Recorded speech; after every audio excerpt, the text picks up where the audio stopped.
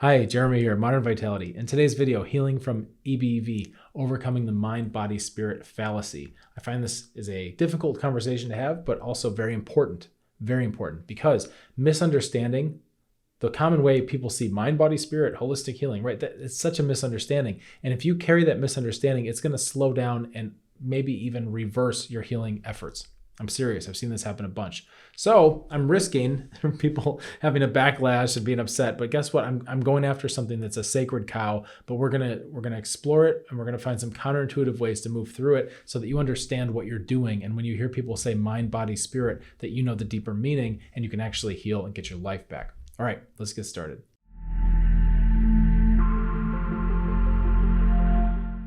I'd like to share with you a story of a woman who reached out to me for help with a complex chronic health condition years ago.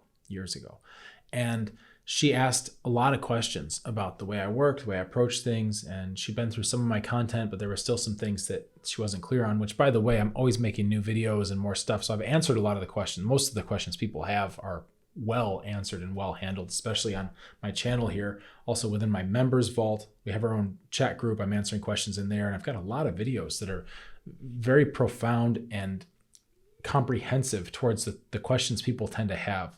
But this was years ago. So she was asking me these questions, and I'd answered all her questions. And then she asked me, yeah, but how do you treat the spirit? I understand about how you're doing all these things with the body and the health of the body and how to handle pathogens and all the points that I make, right? All the things I'm always talking about, how to get the immune specificity, going through a 4-stage systematic process, right? Which is kind of unique to have a plan where you go immune, digestive, neuroadrenal, blood circulation, 4 stages in order, following the graduation signs that your body gives you. It's a very systematic way to heal, right? It doesn't leave a lot to chance that way. We have it organized in a way that makes sense. It feels right, which is good. So she had an understanding of all that, right? But then she said, how do you help the spirit? How do you help heal the spirit? Okay. So we're going to come back to this question, because the question she asked me, it became a revelation for me, because what I realized was that the frame she had, the assumptions she was making, were automatically limiting her progress. So we're going to come back to this. Okay. And I get it. Where we have to really start is with conventional medicine and people being treated as just a physical machine, right? You go to conventional medicine, and this, honestly, this isn't a slam against doctors. I've got a lot of friends that are doctors. I've got colleagues that are doctors. I train doctors, right? I work with these people. They're wonderful, wonderful humans for the most part. All the ones I meet they have huge hearts, right? They're very well intentioned. They're smart. They're caring people. Usually doctors, especially like Western MD type doctors, right? They're more stuck in a system, in a paradigm that doesn't allow them to practice medicine oftentimes the way they would like to, or the way that, could best benefit the patient, right? It's a system problem. It's not necessarily a doctor problem. So when I talk about doctors and the shortcomings, I'm really not picking on doctors, because they're stuck in a system. They don't have a lot of choice and free will, unfortunately, right? So when you go to the doctor, typically they'll have this kind of reductionist lens that they have to put on you, and people start to feel like they're getting treated dehumanized, right? They're getting treated like a machine. And this is one of the pitfalls with that type of medicine, because we have so many chances to actually help someone heal, but we miss those chances because we're just reducing them to mechanical, right? Ignoring the spirit, ignoring the actual human in front of you. And this is the problem that most patients have, especially with complex chronic health conditions, is that they've been kind of jostled through this system, this health system, right? This medical system. And all along the way, there's been no real humanity to it, which I get. I understand. I understand being frustrated with that. I understand being disappointed with that. I'm disappointed with that too. But this is our baseline. This is where we're coming from. And when people talk about mind, body, spirit, when they feel the need to say those things, what they're expressing is automatically in contrast to the conventional, meaning just body, right? So when somebody says, I want to heal, they need to explain that they want to go beyond the physical. I want to heal my whole person, my mind, my body, and my spirit. Okay, which is great. I'm on board with that. I'm not going to argue with that. Not that part, right? I think it's good. And we have to understand what we're comparing it to, right? We're comparing it to just physical medicine, just reductionist, mechanical, industrial medicine. So we have to differentiate. We have to say something like, I need to go beyond that, right? I want holistic healing. Very, very important. And I get it. However, where we get this disconnection is where we forget that adding these things in is only the first step. So when we say physical medicine, which is just the default baseline, right, which didn't used to be, medicine didn't used to be so sterile and stripped down and basically heartless, right? It didn't used to be. That was the 1900s. This is like a 20th century invention, is to just rip the humanity out of medicine. Okay, this isn't the way it used to be. The real way it used to be was very holistic. That's just how it was. You look at culture after culture after culture, there was always components of mind, body, spirit. Always. It was built in. It was default. You didn't have to say it, right? You didn't have to ask your physician, how are you going to help my spirit? Because it wasn't even a conversation you had to have, because it was understood and implied that that was part of the deal, right? So this is a relatively recent stripping of mind and spirit that we now have, but that's the baseline people are coming in with. Okay, so this is something I respect, I understand, and I understand the need to specify it. However, let me take you back to when I was going to Chinese medicine school, right? I've got a heavy background in Eastern medicine, acupuncture, herbs, qigong, breathing exercises, dietary, food therapies, all this stuff. It's a wonderful medical system, right? I love it. There's other medical systems that are also wonderful. This is the one I have the most experience with. This is where all my foundational training was done.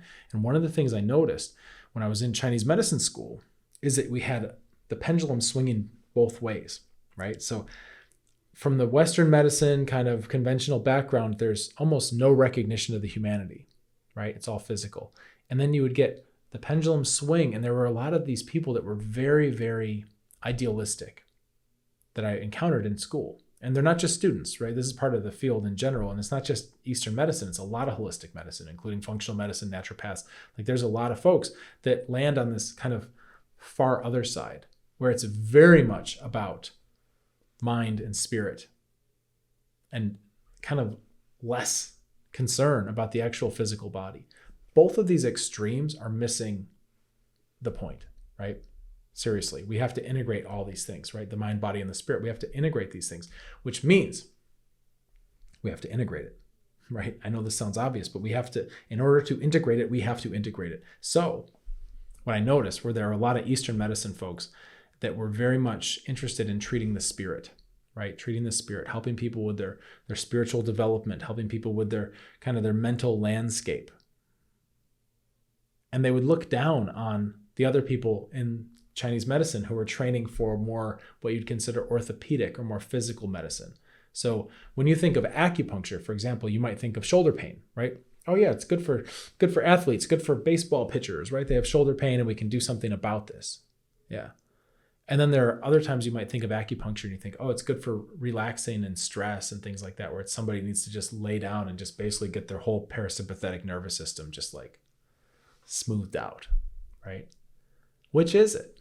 Well, it's both actually, as it turns out. But you get these camps, you get professionals who are kind of fighting and going, well, we treat the spirit. So we're not like these, just these mechanics that come in and fix shoulders, right? And then you get the kind of camps of the people who are like, well, this is, I'm actually moving mechanics and helping people get range of motion and things that you can measure and functional stuff back. And I'm not so woo-woo like all these other people who just treat the spirit, right? So I've got to give you this background because I've seen this in my own profession. I've seen it. It's everywhere, especially in holistic medicine.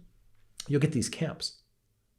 And the problem with the camps, the reason why the camps can exist is because there's division, because people say, I want mind, body, and spirit, but they list those as separate things.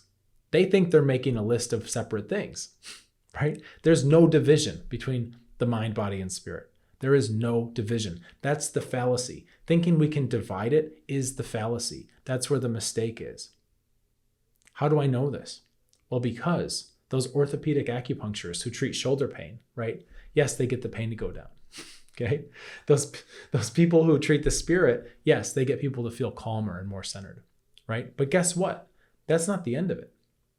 I once had a conversation with somebody who was very much about, oh, I treat the spirit. It's all about the spirit, spiritual development, and all this.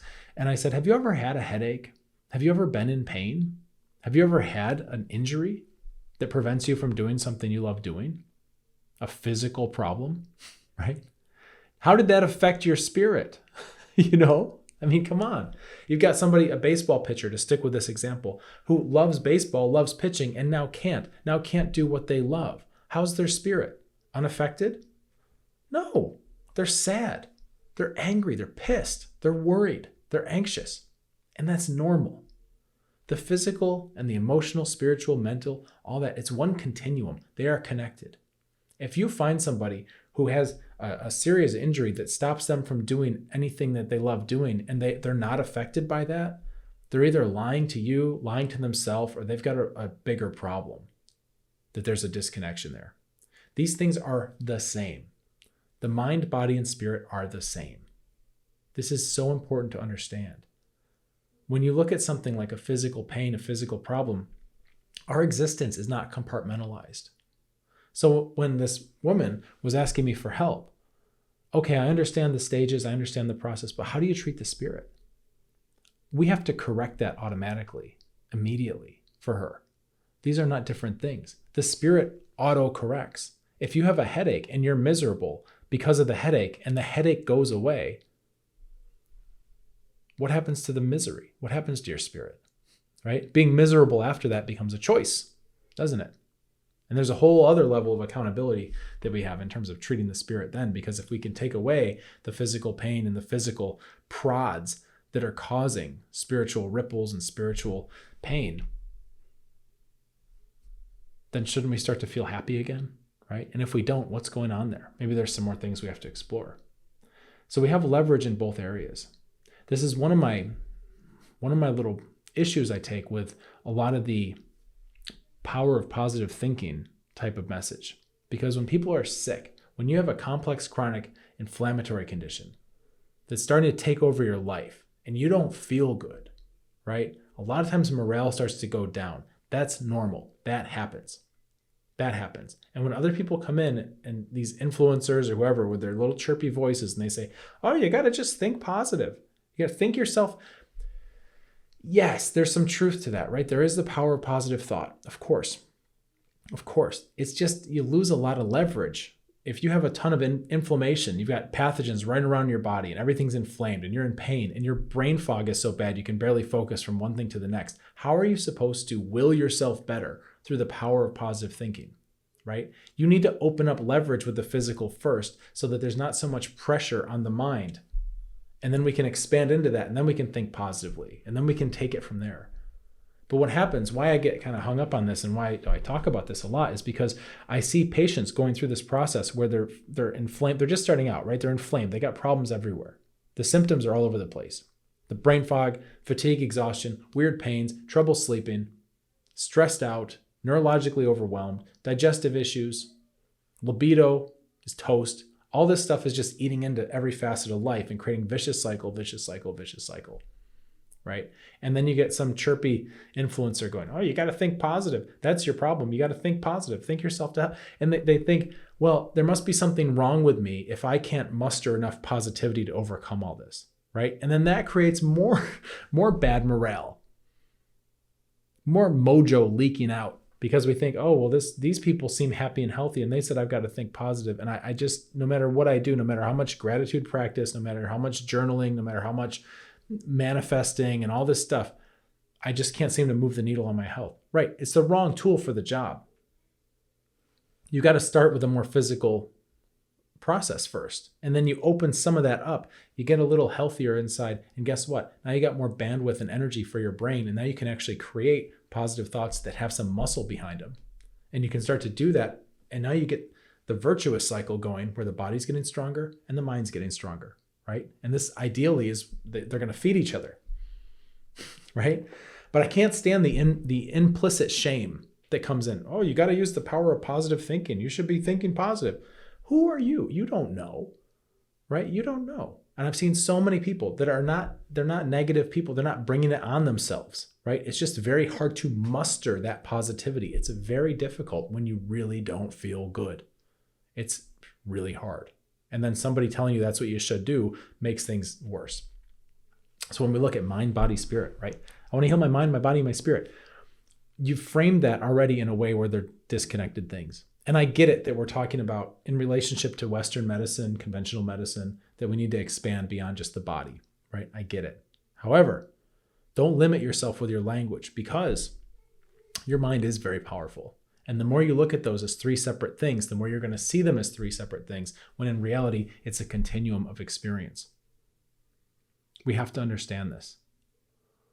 If you're healing and you're looking at something going, yeah, but that's only physical, right? Well, guess what? When the pain goes away, doesn't your spirit feel better? Right? I mean, they are connected. We don't need to make this esoteric and difficult. We can just look at it as a normal thing. This is a normal, natural process. This is very straightforward. This is the kind of thing where you should have a practical understanding of the interconnections between your body and your mind and your spirit. It's one thing. When you make yourself stronger, whether you started in a physical way, a mental way, whatever, your whole self, your whole organism, your whole system gets stronger, including your body, mind, and spirit. So I would encourage you to see this not as three separate things, right? And I get it. Sometimes we start there and we think, okay, well, I want, spiritual healing, all that. A lot of it's a construct. It's a marketing construct. We heal your mind, body, and spirit. It's just a way to stand out in the market. Don't copy that, and don't internalize what health practitioners or the holistic kind of wellness regime thinks is important, because they're automatically delineating it as three separate things when in reality, you're going to heal by integrating them. I've spoken in other videos about what happens spiritually. There's 4 distinct stages of spiritual development that happen incidentally as you go through the stages. As you heal your immune system, your boundaries get better. Who would have thought? As you heal your digestive system, you feel more centered and your sense of self becomes stronger. Interesting. As you heal your neuroadrenals, you start to change your relationship with the past. And it's not so heavy, right? Cutting some of these chains. It just happens. You can nudge it along, which we do. We work on that, nudging it along consciously, going, okay, well, you're in stage 3 now. It's time to start re-looking at the past, right? Because you've already got good boundaries. Your center is strong. So now you can handle that, right? But even without prompts, it'll happen on its own. It'll happen spontaneously. You don't have to plant a seed in the ground and you're trying to grow a flower. You don't have to come over and pull it up every single day and then crank open the petals of the flower to get it to show itself, right? You do it right, it happens on its own. By the way, the 4th stage, blood circulation, is then when people tend to start to have a stronger sense about confidence towards the future. A lot of times with complex chronic health conditions, you have such a hard time projecting out into the future because today is so uncertain, right? So I can't make plans. I can't commit to that. I don't know how I'm going to feel. And all of a sudden we get the confidence coming up because things are feeling better. And then people say, yeah, I've got a future now. I've planned a trip. I'm going to New Zealand for a dream trip. Or I've committed to hosting a party for my daughter's graduation or something. All these little things that most people take for granted of just having certainty in the future. That's actually an earned right and privilege that comes back as we go through these healing processes. And it can come back, and it does. And it's very, very cool. Things like getting a dog, knowing that you have this future commitment where you'll be able to take care of the dog and you'll have the health and vitality to walk it and do what it needs to have a happy dog life, to know you can be there, right? People, if you can't visualize a future because you don't feel good, you will not do those things. So this is the kind of stuff that happens spontaneously when you go through the right kind of process. It's very, very cool to observe. If you're struggling with a complex chronic health condition, you don't have to do it alone. You can be observing this type of growth within our group. You can see other people who are working the program, going through the stages. They're all international, right? From all over the planet. Lovely people, very positive. It's a vibrant community, super supportive. In fact, it's called Modern Vitality Solutions and Support, right? We've got both. We've got solutions, we've got support. It's a great place to be. It's a chat group, right? It's off of big tech. We're not on Facebook or any of that stuff. We've got our own private group where we can have conversations. I can say whatever I need to say unfiltered without fear of censorship and the internet gods coming to deplatform me. It's wonderful. It's a liberating place to be. I would encourage you to join. It's free. There's an application in the description below this video. I keep a link there. And once I see your application, if you look like a good fit for the group, I'll get you in as soon as I can. We keep the group small. There can be a bit of a wait. You might be in on the next monthly cohort, maybe 2 months. I don't know. Depends how many people are in. But I keep it cozy so that I know who I'm talking to. And when you're in there and you've joined and you're asking me questions and I can answer you specifically because I know who you are, because it's a relatively small group, you can ask me anything you want. I've got a vault full of interactive videos that'll help you really put together the pieces on your health and figure out what your next steps are. There's nothing like this. So it's free. I would encourage you to join. And in the meantime, you might consider subscribing to this channel, liking this video. It's good for your mind, body, and your spirit. Oh, wait, that's just one thing. It's good for you, right? You, the human, having a human experience, right? It's a holistic thing. We don't have to separate all this stuff. All right, I hope this helps you. Let's get you feeling better. Cheers.